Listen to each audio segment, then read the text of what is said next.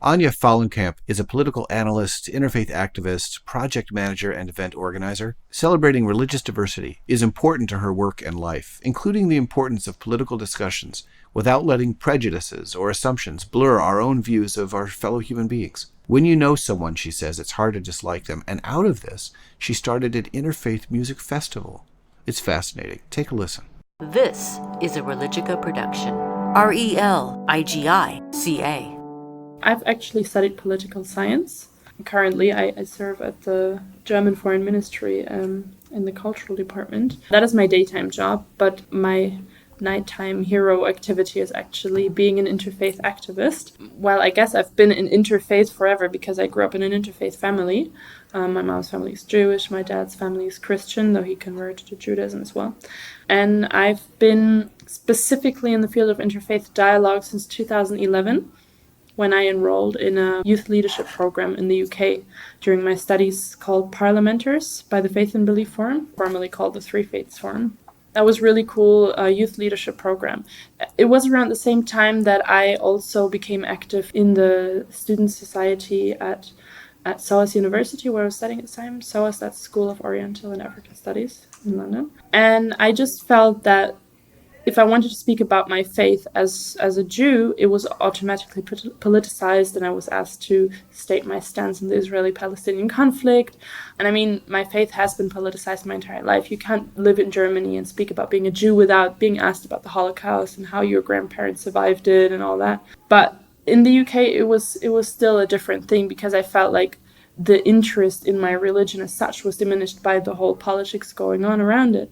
And it also made it difficult for me to actually meet people from other religions and learn about them, which I've always been very eager and interested in doing. So I wanted to create sort of activity by students for students that would allow us to learn about each other's religions and celebrate religious difference and diversity without it leading to polarization automatically. I'm not saying that political discussion is bad. I've studied politics for 7 years. I think it's really important to have political discussions, but I think it's also important to not let prejudices or assumptions, blur your view of someone else as a human being primarily. It may be also interesting that I've lived in Israel for a year, and I've had many Jewish and Arab Palestinian friends, Muslims, Christians. And I really always found that when you know someone as a person, it's much harder to dislike them even if you have a difference of opinion. So I really value that personal contact, personal experiences. So I came up with the idea at SOAS University in London to do an interfaith music festival. It's because I come from a musical family, so I always relate to music as something that allows me to connect to the spiritual realm, but also to my fellow human beings. In Judaism, music is something that has a lot to do with community, how a community relates to each other and connects. Even a lot of people don't understand Hebrew, or they don't read or write Hebrew, and it's hard for them to participate in the prayer through the words, but they can still participate through the music, hum along, feel the energy of the community. So I think music is something really powerful, and I wanted to mobilize that tool for interfaith understanding. Do you play any musical instruments? I learned to play the piano and a little bit of the clarinet and guitar, but I mainly like to sing. Not on stage necessarily. In that sense, I'm better at organizing musical events than being on stage myself. But at SOAS University, I basically had the idea, let's do an interfaith music festival. The university is really well known for its expertise on the Middle East, Asia, and Africa. They don't just do studies of politics or studies of religions, but also they have a music faculty. They have a lot of instruments from all over the world, especially non-Western instruments. So I thought that is a really huge resource. And I just asked my fellow students who would like to share some music from their religious backgrounds at a joint music festival. A lot of people came. The first festival took place in April 2012. We realized that it wasn't just students. Half of the room was actually people who had nothing to do with the university, but they learned that members of their communities were presenting and sharing their music, and they were so proud of it that they actually came along, they participated in the festival, and they also stayed to listen to the other performances. And the university loved the festival and asked me to do it again the next year. And I was, of course, happy to do it because it was an amazing experience. And that's when I also realized the feedback from the communities was we were actually missing a forum like that, a forum where we can just, get to know each other without having to talk, without having to discuss politics, but just like meeting each other as human beings, and music really allows you to do that. So we added not just music but dance elements to the festivals in the following years. The festivals have been taking place in London annually since then. So we've had this year the 7th annual London Interfaith Music Festival. In 2016, the festival moved from the university to the British Museum, which is something I'm actually really proud of because it's like the most visited destination in the whole UK. It's a huge, beautiful museum, and it's been hosting our festival in London since 2016. That's awesome. I'm curious, with the move to the British Museum and this being part of the British Museum of London, is this now the London Festival beyond the SOAS Festival?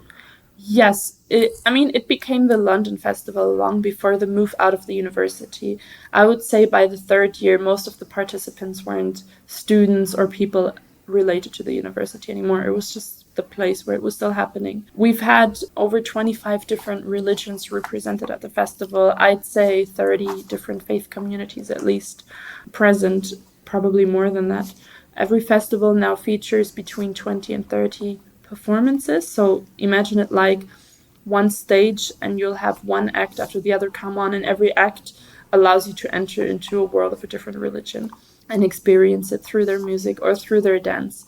So you'll hear from a Christian gospel choir, next you'll see a Jewish dance group, then you'll hear the meditation and prayers of Jain nuns, and then you'll see some Polynesian dances from Hawaii and Tahiti. So it's really diverse, and it's something that the different faith communities of London have really come to embrace, which is really remarkable also because we've never really had any money to do the festival. So it's all in kind. Even the British Museum is really generously hosting the festival, providing the venue and the technical costs. But I do the work voluntarily. The artists perform for free. And we haven't got any money to advertise the festival either. So it's a lot of word of mouth. And it's incredible how many people the festival has drawn over the past years. I mean, at the British Museum, you get more than 15,000 people in a day coming and experiencing the festival. If you want, I can also share some information about how the festival has moved outside of the UK. Yes. So in 2013, I moved back to Berlin. I've actually continued to organize the London Festival remotely and just travel there for the day or the weekend. So when I moved back to my hometown of Berlin, which is where I'm from, I thought, we need the same festival that I've been doing in London. We need that here because right-wing populism has been on the rise. People are voting right-wing parties. People feel comfortable voicing Islamophobic or anti-Semitic views in public on the media, and it's really scary. Yeah. Especially being a granddaughter of Holocaust survivors, I feel like the way people speak about Muslims in public isn't different than they were speaking about Jews 80 years ago. And that's something I want to tackle. It's something that I want to address. And I feel like the kind of festival that we do is one way of doing it. And it's not just a way of making religion or religious people approachable as human beings, but it's also a way of empowering the communities themselves. Make them understand that they have allies, that they're not alone, because that's what the festival also does. It unites people. Also, it's quite important that at the Interfaith Community Fair, we brief the communities that the purpose of the fair is not to proselytize, so they aren't supposed to advertise their religion or try to make people convert to their faith, but that it's supposed to be about sharing information and offering a human point of contact that can answer questions. Because I think that's the most important thing, just reducing fear. And I would say a lot of people participating at the festival or attending, they aren't really religious or necessarily even interested in religion as such. But, if you see a dance festival that showcases music of a lot of different religions, that's at the same time a world music festival. So there is an appeal of the festival to people who don't even have an interest in religion. It's about normalizing religion as such and reducing people's fear of religion and of religious people. Do you have any very interesting stories that maybe came specifically to that last example you mentioned of like normalizing people's experiences with, the wide range of traditions around the world, especially when it comes to countering misconceptions or prejudice? One story that I like that happened to me was 2 years ago at the Berlin Festival. We've had an attendee who came and he was complaining quite loudly about the fact that we weren't offering any pork at any of the food stalls. And he said, pork is the favorite meat of the Germans. So you talk about tolerance and inclusion, but you don't include the favorite meat of the Germans, And I tried to mirror what he was saying to him. And I said, well, maybe a lot of Germans like Mohammed caricatures, but I'm also not going to show those, even though that might be what the majority appreciates or condones.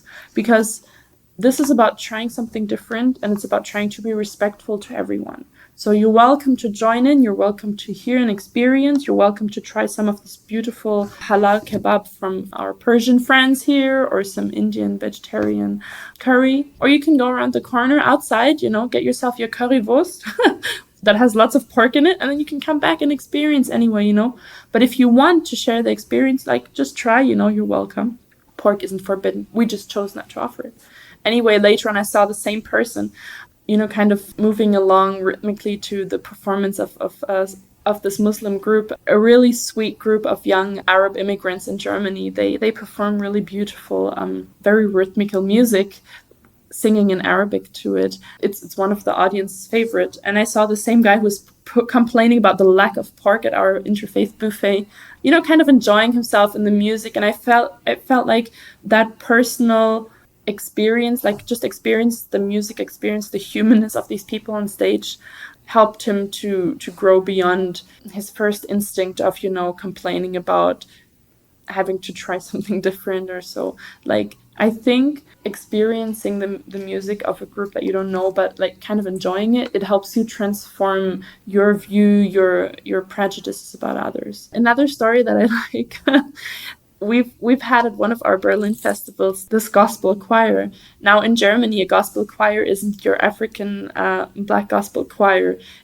Actually, this one was from a community in the south of Berlin, kind of wealthy community, at a local evangelical church. So this is basically elderly white German ladies trying to sing gospel music and moving, in a kind of German robotic way along, but it's really sweet, and they're trying, and we've included them at the festival, and it was really lovely. After them performing was one of our friends, he's originally from South Africa, a reggae artist who's part of the Rastafari faith community. And these German grannies, they loved that African Rasta man so much that after the festival, I found out they've actually invited him to do a workshop with them and help infuse them with a little bit more, groove. And they did a workshop, Gospel Goes Reggae.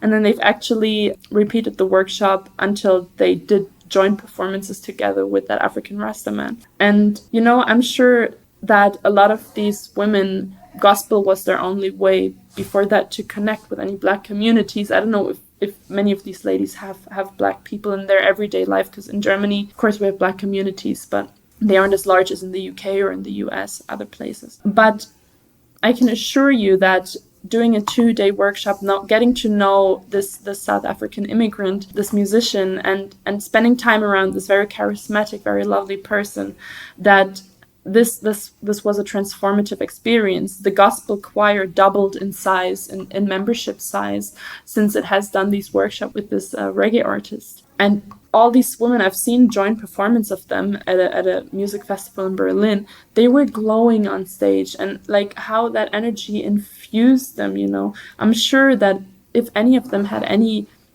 reservations or even prejudices about black people, that they must have disappeared through that time that they spent personally with that guy. And it's so lovely to know that they've actually met at our festival, and they've experienced him through his music, through his performance. So that's another really nice story that I like to look back at. Yeah. Yeah, that sounds like both seem like really good stories. I really like the second one you mentioned. Power music. I'm curious also, like you mentioned your day job as well, working in the Foreign Service, and this is, I guess, your night job where you're actively my nighttime hero job. Yeah. Working and engaging with this global interfaith music community engagement. And I'm interested in learning if you've seen any crossover in any of the work that you're doing, in terms of, have you seen within the Foreign Service people being very intrigued and in terms of wanting to learn more about global faith traditions through music as a discussion point that has come up, or vice versa, where people, I know that music festivals are avoiding politics, but they are helping people have a better understanding of the globe. Yeah, And I mean, it doesn't mean that they don't have a political message, right? I mean, both in the UK and Germany, we've done festivals in Italy as well, in times where people have been voting for right-wing populist parties. So there is a very clear political message, a message that concerns our immediate environment, which is that we stand for diversity and we stand against hatred and racism. When I speak about not having so much politics at the festival, I mean we're not going to solve the Middle East conflict in Berlin. That is what I'm talking about. You know, we're not going to solve the human rights situation in Iran at our festival or in China. But it doesn't mean that we don't actually comment on the politics that directly concern us in our own countries. And I think that's a very important thing not to forget. Working at the Foreign Office, I must say that even though I've spoken to a lot of people about my work personally, and I think a lot of people find that approach quite appealing. In general, as most structures, as most universities, as most government institutions, culture is seen as something. Well, actually, the German Foreign Service tries to use cultural. I actually work in the cultural department at the Foreign Office. Okay. And I can say that the German Foreign Ministry also invests quite some resources into using culture as a way to reach out to civil societies, as a tool to also implement a political, I wouldn't say agenda, but to help further democracy and everything. But the connection between religion and music hasn't really been made. There is an office that deals with the religion's responsibility for peace, and they do exactly what most interfaith organizations do so far, which is academic conferences, talks, old white people talking to each other, which I regret because I don't think that's the most sustainable approach. And I hope that the approach that I pursue with Faiths in Tune and our music festivals is one that is going to be heard more and going to be amplified more in the future. So maybe at this point I can invite anybody who would like to have our kind of music festival in their city or their country to partner up with us and invite us, and we'll come and we'll do a Faiths in Tune festival in your city. You have been listening to Religica. Visit us at www.religica.org.